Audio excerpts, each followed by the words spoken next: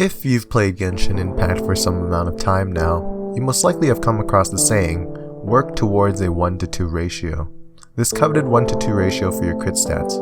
Why is it so important when trying to min-max your damage output? And have you ever asked yourself, why exactly is it 1 to 2? Well, that's the topic of this video, and let's find out.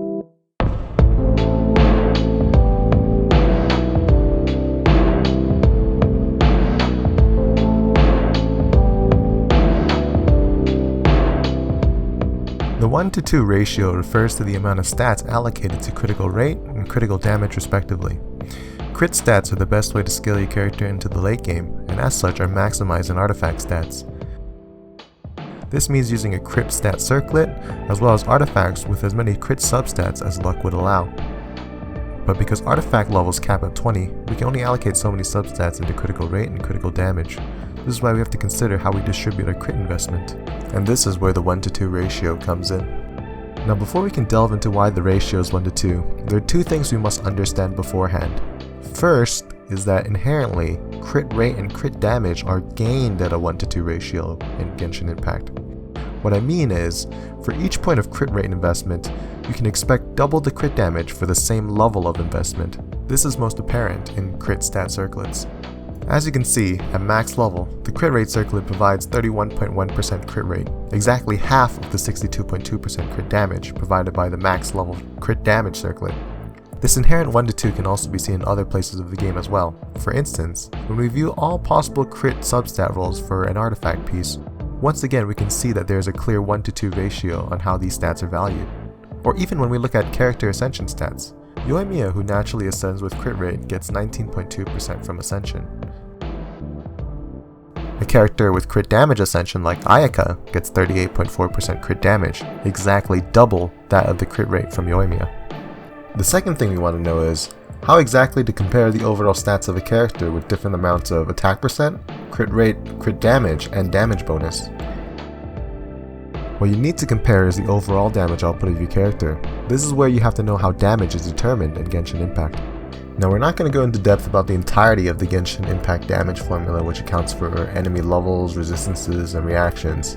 If you do want to find out about the entire damage formula, links are in the description with more information. All we want to know is how crit rate and crit damage factor into the equation. Now at the base, your effective damage stems from your attack stat, and also your skill multiplier. When we ignore enemy resistances, damage bonuses, and assume we're not critting, your damage is simply calculated by multiplying your attack by the corresponding multiplier. These multipliers you may also hear referred to as motion values. Now as for the way crit works, if you happen to score a crit, which all abilities and attacks can do, you simply multiply your base damage by 1 plus the crit damage. If we distribute out the base damage, we can see what's actually going on. It's actually just the base damage plus a percentage of the base damage according to how much crit damage we have. So 100% crit damage means doubling your damage when you crit. 200% means tripling your damage when you crit. And so we can see why crit stats scale so well when building characters. But we're not interested in just the damage number when we do crit.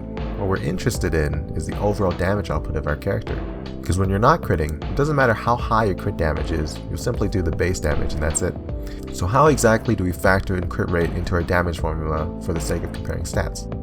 Well, what we're actually looking for here is the average damage output of our character, the keyword being average. And I know some people's gut instinct when they hear average damage is to add up the damage when you crit and the damage when you don't crit and divide it by 2. It seems logical, right? If you want our average damage from critting and not critting, we should just take the average of the two numbers.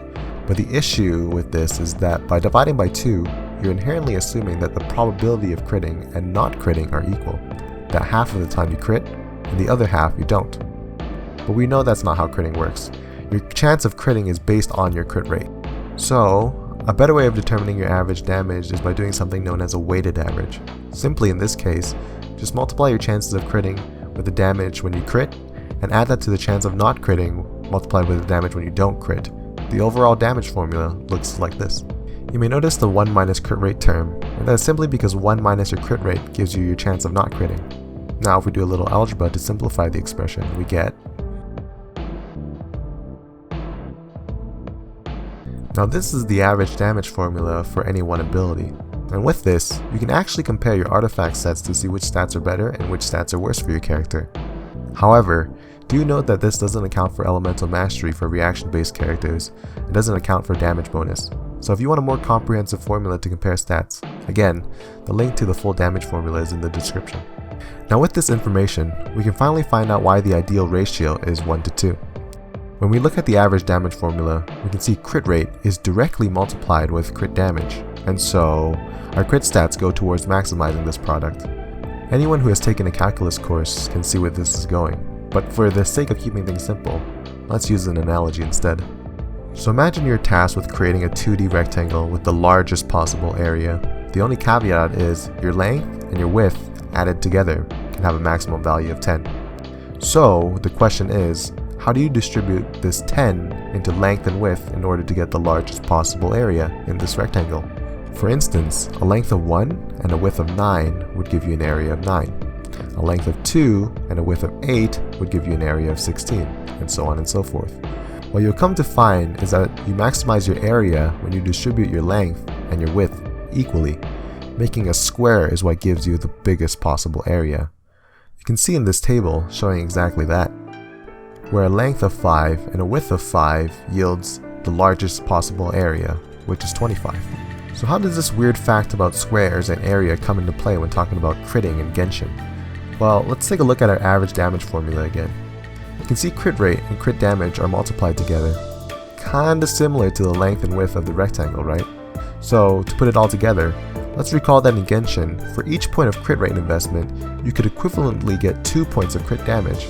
So to factor this in, let's just call crit rate X, and let's just call crit damage 2Y, where X and Y are the number of substat rolls. We can see our damage formula becomes... So now say we only have 10 substats to distribute between crit rate and crit damage. How can we maximize our damage? As you can probably guess, that comes from 5 substat rolls in the crit rate and 5 substat rolls in the crit damage. So crit rate, which is X, is 5, and crit damage, which is 2Y, is 10. Now look at that, the 1:2 ratio. So to summarize, to maximize damage, we want equal levels of investment into both crit rate and crit damage. And because crit rate and crit damage are inherently at a ratio of 1:2, equal investment would mean that your crit rate and crit damage would ideally also be 1:2. So there you have it, the long convoluted answer to why everyone's going on about 1:2 in Genshin Impact. I hope you got some insight out of this video, as it did take quite some time to make, and if you did get something out of it, leaving a like or subscribing would show that it was worth putting together. I do want to make more videos on Genshin, and I promise it won't all be math related.